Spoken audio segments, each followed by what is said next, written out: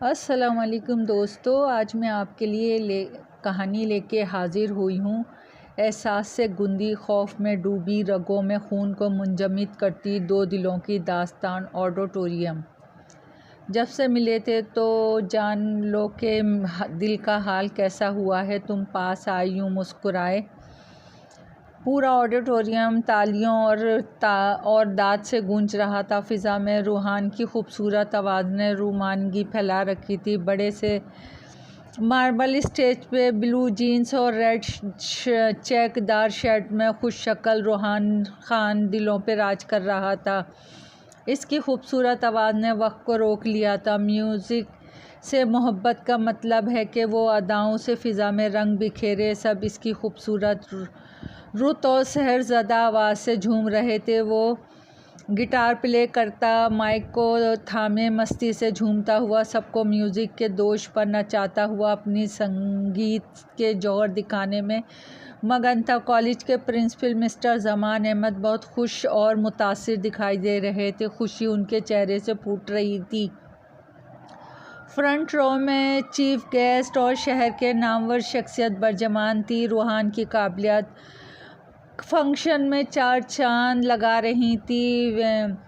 Wing in charge रज़ा बुखारी और class in charge Shams Ahmad की बाँछें खिल उठीं जब शहर के MNA ने खुद उठ के तालियां बजा के रूहान के फ़न की दाद दी। इस लड़के की आवाज़ में ना जाने कौन सा शहर था कि कदीम ऑडिटोरियम में चार चांद लग गए थे। वो एक कदीम लेकिन नहायत खूबसूरत और मजबूत ऑडिटोरियम था। ये कॉलेज से बाहर कुछ फासले पे वाक़ था। ये डबल स्टोरी था।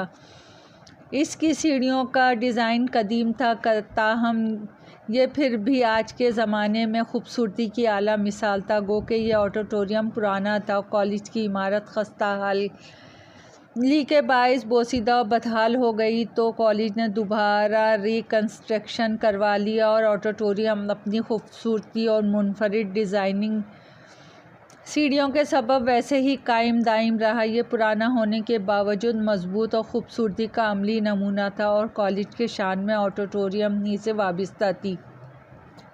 सब गाने की धुन में मगन थे। रंगीन महफिल और म्यूज़िक की धमक किसी दिलरुबा हसीना के तना शौक अदाएँ दिखाने में मसरूफ़ थी, जो सिंगर को मज़ीद बेहतर परफॉर्म करने में माविन साबित हो रही थी। वसी और अरीज़ हॉल नुमा कमरा नर्म व गुज़दार नशस्तों से पुर था। सब स्टूडेंट माहौल में रंगीनी में पूरी तरह गुम थे। हॉल रूम की आखिरी नशस्त में एक खाली सीट खाली थी। थोड़ी देर बाद वहाँ एक दिलरुबा हसीना दिखाई दी। वह बिलाशुबा हुस्न का जीता जागता शाहकार थी। सरो कद मुतनासब सरापा, गुलाबी खुली खिली रंगत, नीली आँखें और सुनहरी घने बाल। इसकी छोटी सी तीखी नाक जो हल्की हल्की सुर्ख हो रही थी इसकी दिलकशी में इजाफे का बाइस बनी हुई थी। वह मतन गोश होकर रूहान की सिंगिंग को ना सिर्फ एंजॉय कर रही थी बल्कि पूरे इन्हिमाक से देख भी रही थी, जैसे इसके बाद शायद वह दोबारा कभी नहीं देख पाएगी। अचानक हॉल पुरजोर तालियों और सीटियों से गूंज उठा। थैंक यू रूहान कहता हुआ सामईन की तरफ उछलता हुआ स्टेज से नीचे आ रहा था कि अचानक इसकी निगाह हॉल के आखिरी सीट पे बैठी इस लड़की पे पड़ी। उसकी पुरकशिश नीली गहरी आंखें, वो इन आँखों की गहराइयों में डूबता ही चला गया। बेबी पिंक फ्रॉक और सुनहरी सिल्की बालों में वो कोई परी मालूम हो रही थी। इसकी गहरी नीली आंखें जिनके अंदर दिलकशी और रुमानगी का हुस्न समंदर ठाटे मार रहा था। रूहान लम्हा भर को रुका, फिर जल्दी से बैक स्टेज चला गया। Welcome back. उम्मीद है आप सब ने हमारी तरह रूहान की दिलकश आवाज़ को एंजॉय किया होगा। अब मैं दावत देता हूँ अली इमरान को, जो आके अपने आशार से लोगों को लुफ्तअंदोज़ करें। वो स्टूडेंट्स नुमरा और इसका क्लास फेलो तलहा स्टेज पे होस्टिंग के जौहर दिखा रहे थे। रूहान अपने गिटार उठाए बड़े बड़े डग भरता हॉल के बैक साइड पे चला गया, जहाँ की नशस्तों में से एक नशस्त पर वो बरजमान थी। गिलास डोर को परे धकेलता, चमकते ग्लासेस पर्दों को हटाता वो हॉल के आखिर में मौजूद था, लेकिन वो लड़की से कहीं दिखाई ना दी। उसकी नर्म गुलजार रेड सीट खाली पड़ी थी, मुंह चिढ़ा रही थी। वो हॉल रूम से बाहर खड़ा ऑडिटोरियम में मैसेजिंग में मसरूफ़ था कि अचानक एक नशीली खुशबू इसके नथनों में घुसी। उसने देखा दूर कहीं से बेबी पिंक फ्रॉक जो पाँव को छू रही थी में मलबूस एक लड़की का सरापा दिखाई दिया, जो उस रुख मोड़े अपनी निशस्त से टेक लगाए खड़ी थी। इसकी लंबी सिल्की सुनहरे बाल जो हल्की हल्की हवा के बाइस कमर से ऊपर होकर हवा में झूल रहे थे। रूहान के हाथ अचानक मैसेज करते रुक गए। वो इसकी तरफ लपका ही था कि इससे पूछ सके कि आखिर वो कौन है, क्या वो इस कॉलेज फेलू है या नहीं। रूहान के कंधों पे किसी ने हाथ रख के इसे रोक दिया। अरे यार, तुमने तो कमाल ही कर दिया, पूरे ऑडिटोरियम में तेरी वाहवाह हो रही है, खुशी से चहकते फैज़ान ने कहा। रूहान लम्हे भर को पलटा और फैज़ान का शुक्रिया अदा किया। जब दोबारा इसने मुड़कर देखा तो वो लड़की गायब थी। अरे यार, किसे देख रहा है, फैज़ान ने इस्तफसार किया। रूहान हैरत से आंखें फाड़ के देखने लगा कि वो खूबसूरत लड़की जो इसे हॉल में और फिर यहाँ खड़ी दिखाई दी गायब है। वहाँ खाली जगह साएं साएं कर रही थी। कुछ नहीं यार, रूहान ने मायूसी से जवाब दिया। चलो कहीं कुछ खाने चलते हैं, मुझे बड़ी ज़ोरों की भूख लगी है, फैज़ान ने शौक़ी से पेट की तरफ इशारा करते हुए कहा। फंक्शन नहीं अटेंड करना जनाब, रूहान ने फैज़ान की आंखों में झांकते हुए कहा। तेरी परफॉर्मेंस तो देख ली है, अब क्या देखना है, फैज़ान ने शौक़ी से अंगड़ाई लेते हुए कहा। दोनों खुशगप्पियाँ लगाते ऑडिटोरियम से बाहर निकल गए। वहाँ रोशनी थी, जर्द धुंधली सी रोशनी किसी गुबार की मानिंद फैली हुई थी, धुन की तरफ लिपटी हुई थी। वहाँ जो दूसरी चीज़ मौजूद थी, गहरी किसी कब्र की सी मानिंद खामोशी, और तीसरा वो था इस धुन नुमा फैली रोशनी में डूबा एक आबूसी दरवाज़ा था जिसे वो देख सकता था। वो चंद लम्हे हैरानी से हैरत कदा को तकता रहा।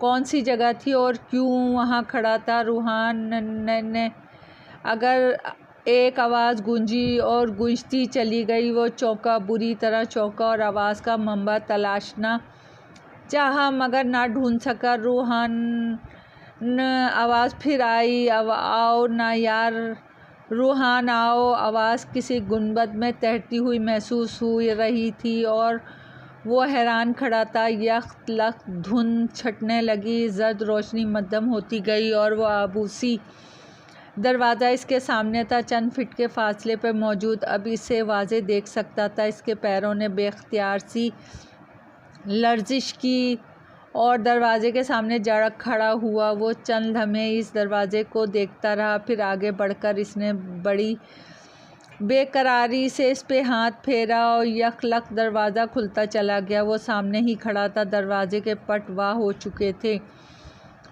और चौखट में वो इस्तादा था। एक तेज़ हवा का झोंका आया। इसने झोंके की बाँस को अपने नथनों में दाखिल होते हुए महसूस किया। फिर अचानक वहाँ तारीकी छा गई, बेपनाह तारीकी। कुछ दिखाई नहीं दे रहा था। यखलक कुत्तों के भौंकने की आवाज़ें आने लगीं और फिर वो आवाज़ें बैन में बदल गईं, जैसे हज़ारों लोग बैन कर रहे हों। बैन करने की आवाज़ें बढ़ने लगीं और फिर वहाँ कोई खुशबू सी फैल गई, दिल फरेब दिलकश सी खुशबू। लाल रोशनी ने कमरे का अहाता किया। वो एक वसी और अरीज़ कमरा मालूम होता था। ऐसे लग रहा था जैसे किसी ने सुख ज़ीरो का बल्ब रोशन कर दिया हो। वो साख्त व जामिद अपनी जगह पे टिका रहा। अचानक कमरे में चिमगादड़ फड़फड़ाने लगी। वो कोई आम चिमगादड़ ना थी, मोटे मोटे चिमगादड़ जिनके लंबे नोकीले दांत थे। फिर यकलक कमरे में धुआं फैलने लगा। जब धुआं छटा तो वहाँ कोई ब्लैक गाउन में सरातापा पैर मलबूस था और इस वजूद ने गाउन का छज्जा अपने चेहरे पे झुकाया हुआ था, जिससे इसका चेहरा वाज़े दिखाई नहीं दे रहा था। हाथ से मालूम हो रहा था वो कोई निस्वानी मखलूक है, जिसकी लंबी मखरूती उंगलियों में लोहे जैसे काले लंबे लंबे नाखून मौजूद थे। अचानक एक दिल खराश चीख की आवाज़ बुलंद हुई। इसने अपना छज्जा गिरा दिया। वो एक लड़की थी जिसकी आंखों के ढेले मुकम्मल सफ़ेद हो चुके थे। चेहरे का रंग नीला नया सफ़ेदी माइल था और जिसके 2 लंबे लंबे नोकीले दांत थे वो होंठों से नीचे लटक रहे थे। इसकी सफ़ेद आंखें बाहर को निकली हुई थी। अचानक कुत्तों के भौंकने की आवाज़ें चारों सिम से सुनाई देने लगीं। वो कहका मार के हंसी और रूहान पर चढ़ दौड़ी। इसने अपने लंबे नोकीले दांत रूहान की गर्दन में घुसा दिए। रूहान की चीखें निकल गईं। रूहान चीख मार के बेड पे बैठ गया। इसका पूरा जिस्म एयर कंडीशन के बावजूद पसीने से शराबोर था। इसने अपनी गर्दन पे हाथ फेरा जहां ख्वाब में इस हैबतनाक चीज़ ने दांत गाड़े थे। इसकी गर्दन बिल्कुल सही थी, मतलब ये ख्वाब था। वो ख़ुद कलामी करता हुआ वॉशरूम में घुस गया। वॉश बेसन में मुंह धोते हुए इसने बगौर ख़ुद को देखा। वो जगह, वो कमरा, शायद वो इस जगह को जानता है। वो सोच विचार करता हुआ वॉशरूम से बाहर आ गया।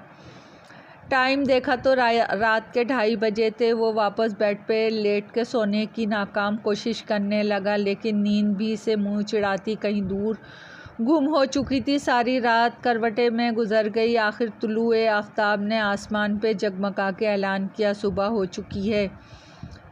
रूहान खान अनम और शहजाद खान का इकलौता चश्मो चिराग था। इसकी विलादत पे अनम इस जहां फ़ानी से कूच कर गई तो इसकी चंद साल बाद ही रूहान का बाप शहजाद खान भी मनो मिट्टी तले जा सोया। बीवी की जुदाई के गम ने इसे पहले ही अदमुआ कर दिया था। रही सही कसर इसकी बीमारी ने पूरी कर दी। वो टीबी जैसे मोहलिक मर्ज़ में मुब्तला हो चुका था। रूहान को इसकी ग्रैनी ने पाल पोस के जवान किया। वो एक बड़े से बंगले का इकलौता वारिस था जिसमें वो अपनी ग्रैनी के हमरा चंद मुलाजमों के साथ रिहाइश पजीर था। रूहान बड़ा मुख्तलिफ मिजाज का लड़का था और बचपन ही से बड़ा ज़हीन और काबिल था। फैमिली बड़ी ना होने की वजह से वो ज़्यादा किसी से वास्ता ना रखता था। वो अपनी काबिलियत और पुरकशिश शख्सियत की वजह से हर जगह नुमाया हो जाता, जल्दी महफिल की जान बन जाता। वो एक इंतहाई हैंडसम और जाज़िब नज़र नौजवान था जो शहर के नामवर कॉलेज सगमा ग्रुप ऑफ कॉलेजेस में ज़ेर तालीम था। ये कॉलेज अपनी तालीमी कारकर्दगी के साथ साथ दीगर सरगर्मियों में हर साल अव्वल आता। इसकी एक बड़ी वजह कॉलेज से कुछ फासले पर वाक़े और दिलकश ऑडिटोरियम था। मैं इसके जाने वाला हर फंक्शन ज़रूर कामयाब हो जाता। रूहान कॉलेज का एक होनहार तालिब इल्म था। वो हर साल अव्वल आता। वो अपनी दीगर खूबियों के अलावा अपनी दिलकश आवाज़ की वजह से पूरे कॉलेज में मशहूर था। यही वजह थी कि हर लड़की इसी के ख्वाबों को आँखों में सजाए फिरती थी। बहुत सी खूबरू हसीनाएँ इसे अपने जुल्फ़ की असीर बनाने की नाकाम कोशिश करती थी, मगर नाकामी हमेशा उनका मुकद्दर ठहरती थी। यही वजह थी कि कोई लड़की अभी तक रूहान से फ्रेंडशिप करने में कामयाब ना हो सकी थी। गर्लफ्रेंड के ओहदे पे फाइज होना तो नामुमकिन था। फ्रेश होके डाइनिंग टेबल पर बैठा खाने की प्लेट में कांटे से खेल रहा था। तभी ग्रैनी ने टोका, रूहान खाने से खेलना बंद करो, शाबाश जल्दी नाश्ता करो, तुम्हें कॉलेज के लिए लेट हो रहा है। ग्रैनी की तंबी करती आवाज़ सामातों से टकराए। Okay granny. वो सज हटक के फिर से खाने में मशगूल हो गया। चेहरे पर शब बेदारी आया थी। क्या हुआ रूहान मेरी जान? ग्रैनी का प्यार भरा लम्स रूहान को बहुत भला लगा। कुछ नहीं ग्रैनी, बस रात को नींद नहीं आई। रूहान ने बात बनाई। क्यों मेरी जान? ग्रैनी ने इस्तफसार किया।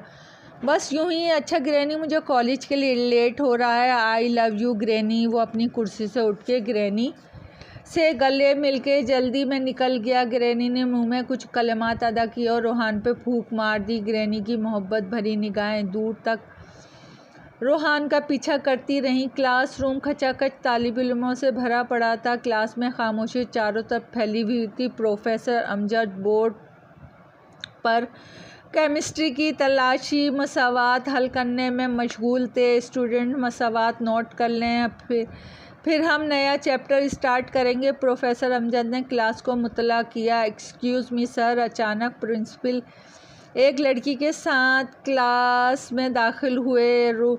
रूहान फर्स्ट सीट पर अपने दोस्त फैज़ान के साथ बर्जमान नोटिस बनाने में मसरूफ़ था। इसने उजलत में निगाह नई लड़की पे डाली और बस वहीं मुंजमद हो गया। वही उजली उजली रंगत, गुलाबी खमदार होंठ और इसकी आंखें, वही गहरी नीली आंखें जो अपने अंदर समंदर की गहराइयाँ समोए हुए थी।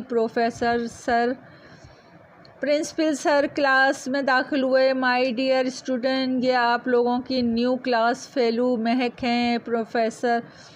प्रिंसिपल सर ने महक को पूरी क्लास से इंट्रोड्यूस करवाया। वो वाइट यूनिफॉर्म में सुनहरी बालों की पोनीटेल बनाए नहायत ही दिलकश दिखाई दे रही थी। इसके जिस्म से उठती भीनी भीनी खुशबू पूरे क्लासरूम को मुअत्तर कर रही थी। फर्स्ट डेस्क पे वो हमारे साथ बैठ गई। प्रिंसिपल कामरान इसे क्लास में बिठा गए। सर अमजद से कुछ बातें करने के बाद चले गए। ताहम रूहान की नज़र इस लड़की ही पे टिकी हुई थी। एकदम इस लड़की ने रूहान को देखा। इसकी बड़ी बड़ी गहरी नीली आंखें बहुत ही दिलकश थी। रूहान के दिल में हुक सी उठी। नज़रों का तसादुम हुआ, बड़ा दिलफरेब था। रूहान चाहकर भी इससे निगाह ना हटा पा रहा था। लगता था जैसे दुनिया की सारी दिलफरेबी और हुस्न इसमें समाया हुआ हो। वो इसके हुस्न को मुख्तलिफ ज़ावियों में टटोल रहा था। तभी सर अमजद की आवाज़ पर वो ख़यालात के अज़दाम से बाहर निकला। Mister Ruhan, are you in senses? क्या आप अपने होश में हैं? सर अमजद ने रूहान को झटका दिया जैसे उन्हें इसकी ज़हनी हालत पर शक हो। आई एम एनर्जेट सर, रूहान ने बर्जिस्ता जवाब दिया। सर की ओट में बैठी महक हंसने लगी और उसे देखते देखते सारी क्लास में कहकहों की आवाज़ गूंज उठी। रूहान भी हंसा, लेकिन ज़्यादा हंस ना सका। ज़िंदगी के कुछ लम्हे ऐसे होते हैं जब वक्त की सुइयाँ दिल की सुइयों के ताबे हो जाती हैं। मोहब्बत में मारूफियत होते हैं और मारूफियत की टाइमिंग होती है। क्लासरूम तालिब इल्म से भरा पड़ा था, लेकिन ऐसा लगा जैसे इर्द गिर्द खाली सुनसान राह गुज़र हो जिसके अतराफ फूल और पौधे से सजे हों, जिसमें इसकी हंसी का मुतरन्नुम दूर तक बिखर गया हो। इसके साथ ही इसके दिल की राह गुज़र में इसकी हंसी का जल तरंग नए सिरों और नए सांस के साथ बचता चला गया। पीरियड की बेल बजी तो सब स्टूडेंट क्लास से बाहर निकल गए। रूहान भी अपनी चीज़ें संभालने में मसरूफ़ था। तभी अचानक वो नमूदार हुई। दोस्तों, कहानी अभी जारी है। पसंद आए तो लाइक और सब्सक्राइब कीजिएगा। आपकी दुआओं की तलबगार।